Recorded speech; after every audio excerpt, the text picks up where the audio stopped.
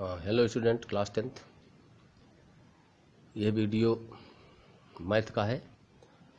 आज मैथ में हम आपके लिए नया चैप्टर द्विघात समीकरण लाए हुए हैं। द्विघात समीकरण अंग्रेजी में इसे क्वाड्रेटिक इक्वेशन कहते हैं। द्विघात समीकरण इसका नाम इसलिए पड़ा कि इसमें x की जो मैक्सिमम पावर होती है, x की जो अधिकतम घात होती है वह 2 होती है, इसलिए इसका नाम द्विघात समीकरण पड़ा। ठीक है ना। तो यक्स इस समीकरण में क्या है? यक्स चर हो हैं, ए बी और सी ये संख्याएं हैं, इनको हम अचर कहते हैं।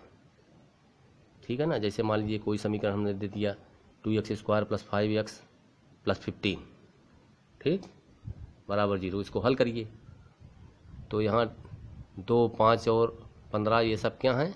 ये अचर हैं। अचर का मतलब ये बदलने वाले नहीं हैं। ठीक है ना। यक्स को चर क्यों कहा जाता है? क्योंकि यक्स के मान हमें भिन्न भिन्न प्राप्त हो सकते हैं।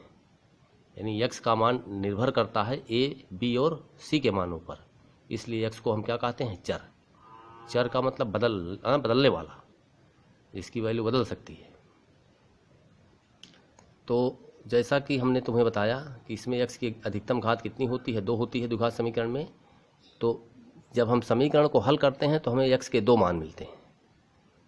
यक्स के हमें 2 उत्तर मिलते हैं। तो इन दोनों उत्तरों को या इन दोनों मानों को हम द्विघात समीकरण के मूल कहते हैं। ठीक है ना।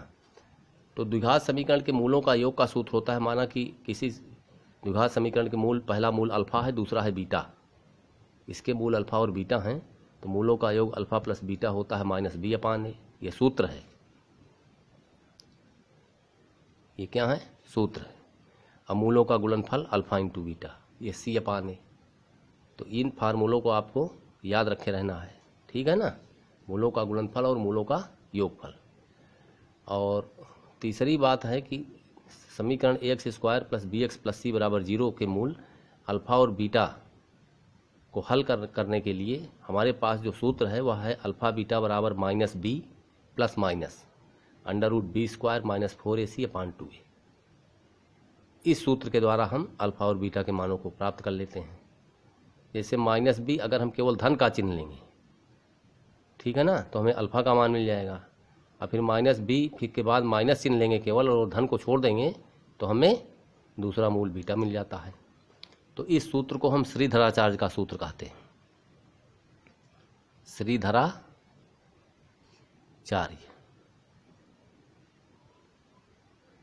ठीक है ना। श्रीधराचार्य एक भारतीय गणितज्ञ थे, तो उन्होंने ही इस सूत्र की खोज की थी, तो उन्हीं के नाम पर यह सूत्र है, श्रीधराचार्य का सूत्र। ठीक है ना।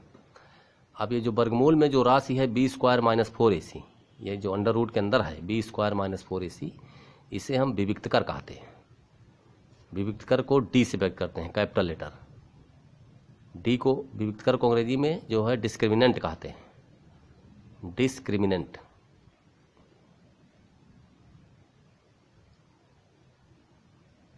ठीक है ना। तो इसलिए इसको विविक्तकर कहते हैं। अब इसके मूलों के कुछ गुण समझिए, या मूलों के लक्षण। द्विघात समीकरण के मूलों के लक्षण। यदि b² - 4ac is greater than 0, यानी इस वर्गमूल में इसको हल करने पर हमें कोई धनात्मक संख्या मिलती है, जैसे +1 +2 +3 +4, इस तरह से धनात्मक कोई संख्या मिलती है, तो इस द्विघात समीकरण के मूल क्या होते हैं? वास्तविक और असमान होते हैं। यानी मूल जो मिलेंगे आपको वास्तविक संख्याएं मिलेंगी और वे अलग अलग मिलेंगी। एक उत्तर दूसरा होगा और सेकंड उत्तर दूसरा होगा, मतलब एक मूल दूसरा मिलेगा और दूसरा मूल पहले से भिन्न होगा। दूसरा है यदि b² - 4ac = 0 हो, ठीक है ना, तो दोनों मूल समान और वास्तविक होते हैं। तो ये सब स्टूडेंट्स फार्मूले हैं, इनको आपको एकदम याद रखे रहना है। ठीक है ना। यहाँ से यहाँ तक ये पूरा, जहाँ तक हम टिक लगा दे रहे हैं उसको आपको एकदम कंठस्थ किए रहना है, क्योंकि याद रहेगा तभी क्वेश्चन आप इस चैप्टर के कर पाएंगे, अदरवाइज क्वेश्चन नहीं कर पाएंगे और करेंगे भी तो गलती होगी। तीसरा है कि यदि b² - 4ac is less than 0, यानी b² - 4ac लेस देन 0 का मतलब शून्य से छोटी संख्या। शून्य से छोटी का मतलब ऋणात्मक संख्या अगर प्राप्त हो तो कोई भी मूल वास्तविक नहीं होते। मतलब हमें तब कोई भी मूल वास्तविक मूल नहीं मिलेगा। हमें क्या मिलेगा? केवल काल्पनिक मूल, जिसको हम केवल कल्पना करेंगे। ठीक।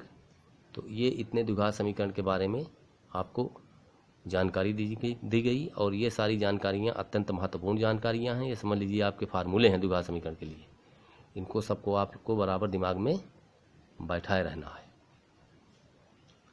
अब चलिए क्वेश्चन देखिए, एक है कि द्विघात समीकरण 3x² - 2√6x + 2 = 0 के मूल बताओ। ठीक है ना, मतलब ये एक द्विघात समीकरण दे रहा है, इसके मूल पूछ रहा है। मूल का मतलब अल्फा और एंड बीटा, अल्फा और बीटा का मान आपसे पूछ रहा है। तो दिए गए क्वेश्चन में ए का मान 3 है, बी का मान है -2√6, सी का मान 2 है। तो अब जैसे माना मूल अल्फा बीटा है, तो अल्फा बीटा बराबर जो हमने यहाँ सूत्र लिखा था वही सूत्र लिख दे रहे हैं। फिर alpha beta = -b ± √b² - 4ac/2। ठीक है ना। अब b का मान रखिए, तो माइनस तो ये है, अब b का मान है यहाँ -2√6, तो ये आ गया -2√6 प्लस माइनस अंडर रूट -2√6 का स्क्वायर -4ac, 4 × 3 × 2/2 × 3। तो minus minus plus 2√6 plus minus 2 के वर्ग 4 और √6 का स्क्वायर करोगे तो 4 × 24 और 4 × 3 = 12 दूनी 24 बटे 2 × 3 = 6 हो गया। 24 घटा 0 हो गया, मतलब हमें मिला 2√6/6। ठीक, √6 से इस 6 को काटेंगे तो हमें मिल जाएगा 2/√6। ठीक, अब इसको √2 से काट सकते हो दोनों को, तो 2 को √2 से काटोगे तो √2 और 6 को √2 से काटोगे तो 2 × 3 = 6, √3 मिला। तो इसके जो दोनों मूल मिले हमें, अल्फा बराबर 2/√3 एंड बीटा = 2/√3। तो ये इसके दोनों आंसर हुए। ठीक है, तो इस वीडियो में आज बस इतना ही। तो पहले आप लोग इन सूत्रों को याद करिए। ठीक है ना, कल और द्विघात समीकरण के बारे में प्रश्नों को हम हल करके भेजेंगे। इंपॉर्टेंट महत्वपूर्ण प्रश्नों को आप लोग उसे समझिएगा और वीडियो को वॉच करिए, लाइक करिए, सब्सक्राइब करिए और दोस्तों में भी शेयर करिए। Thank you.